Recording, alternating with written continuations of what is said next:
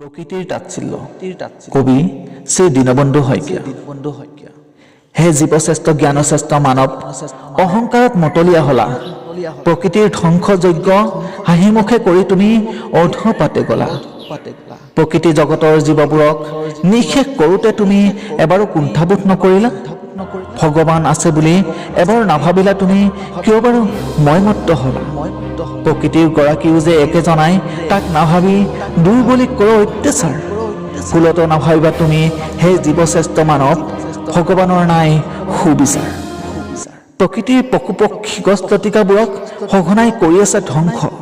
অন্ত জীৱৰ প্ৰাৰ্থনাও অশ্ৰু অঞ্জলিৰ প্ৰতি ভগৱান হ'ল আজি সন্তুষ্ট।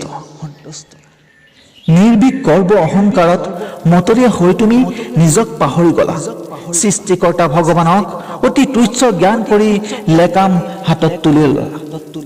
ক'ত গ'ল হে অকৃতজ্ঞ হৃদয়হীনা অহংকাৰী মহাজ্ঞানী মানৱ? শোকত গদগদ হৈ ভগৱানক বিচাৰিছা হে দুৰাচাৰী দানৱ।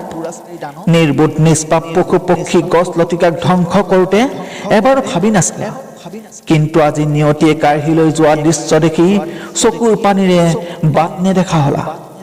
নীৰৱ নিস্তব্ধতাই গ্ৰাস কৰা পৃথিৱীখন দেখি কিয় বাৰু কৰিছা হাই হাই। হে স্বাৰ্থপৰ মানৱ, তোমাৰ অন্তহীন দুখ দেখি আমাৰ মনত দুখ লাগি যায়।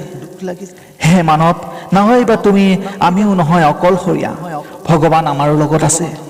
নিজক এবাৰ উভতি চাই সময়ৰ বালিত খোজ পেলাবা, ভাবি চিন্তি আগে পাছে।